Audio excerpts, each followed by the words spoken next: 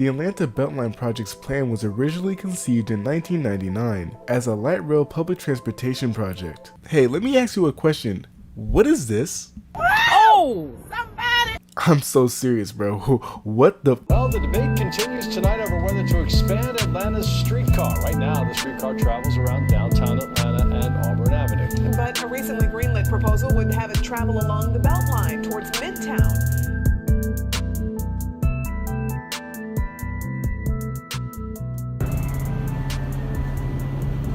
Please exit through the rear door. Doors open.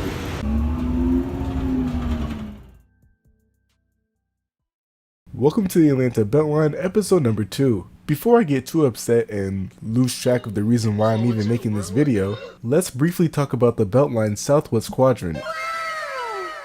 In the last episode, we talked about the Northwest Quadrant. One of the main characteristics of that quadrant was the fact that it was still in use. The Southwest Quadrant, however, yeah, not so much.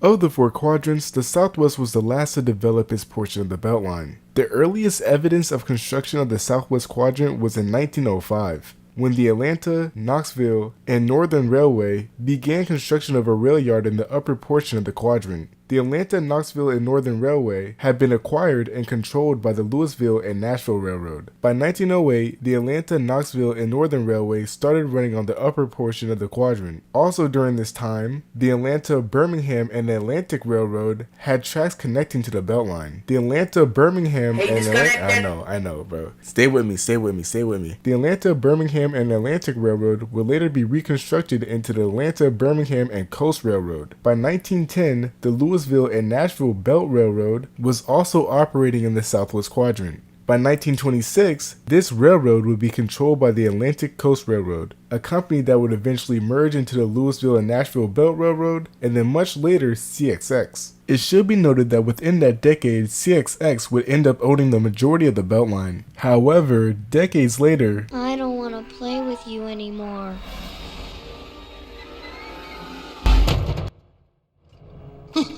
No, Andy, no, Andy, no! No, Andy!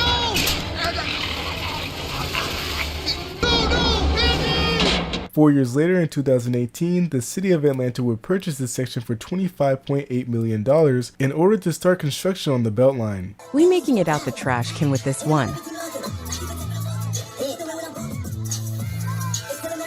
But it's been 6 years and there still aren't any concrete transit plans for this section of the corridor. What? I'm about to end this man's whole career.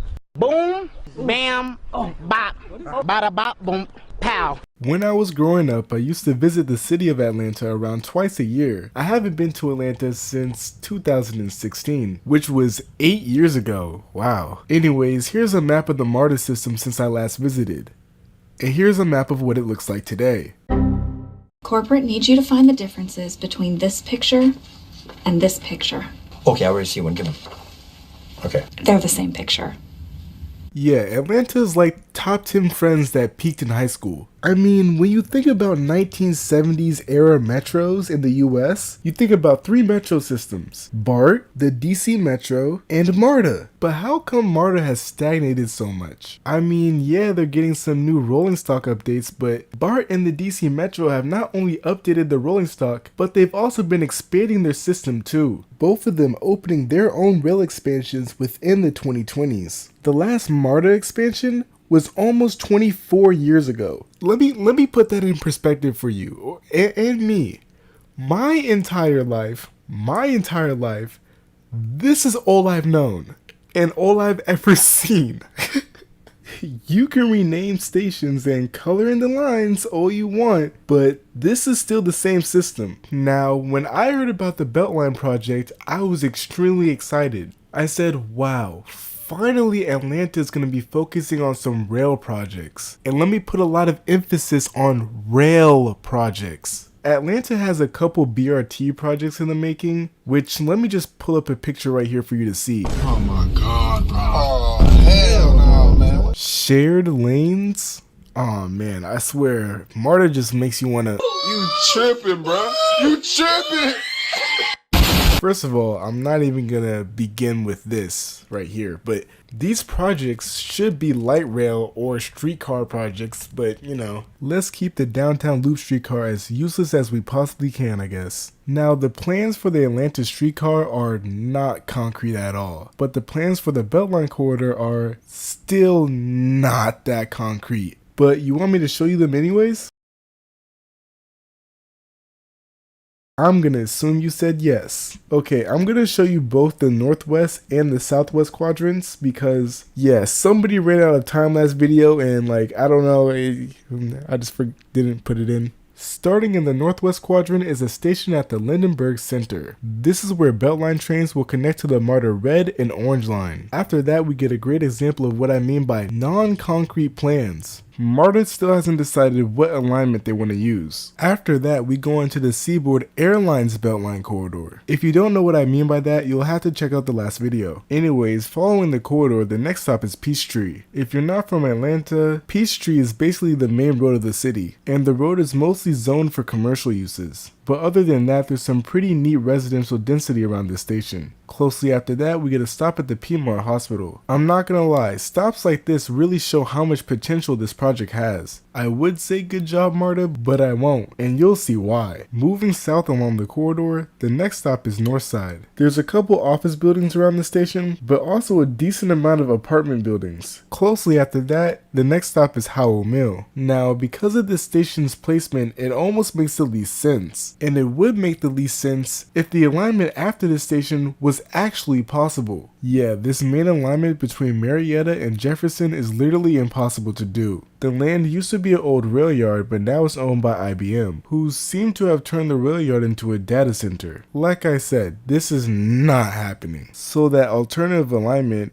might need to be what gets built. But before I continue looking at the rest of the alignment, you know, because I don't really want to waste your guys' time. What is this? Oh! Somebody! I know that that's not the Georgia Dome in the satellite image. Hey Siri, when was the Georgia Dome demolished? The answer I found is the 20th of November 2017. Bruh, this map is 7 years old. Oh! Somebody! MARTA. It's been 7 years and you haven't even updated your map for the BeltLine project. 7 years. You know what? I don't even know why I'm surprised. This is the same transit authority that's taking 7 years to paint 2 miles of 2 traffic lanes red and print the words bus only on it. Hey MARTA, you dropped this. Absolute clown activity. Anyways, if you want part 3, make sure to get this video to 300 likes. I'm going for a walk. With that being said, if I urge a like and subscription, I love you. And if you made it this far in the video, thanks for watching.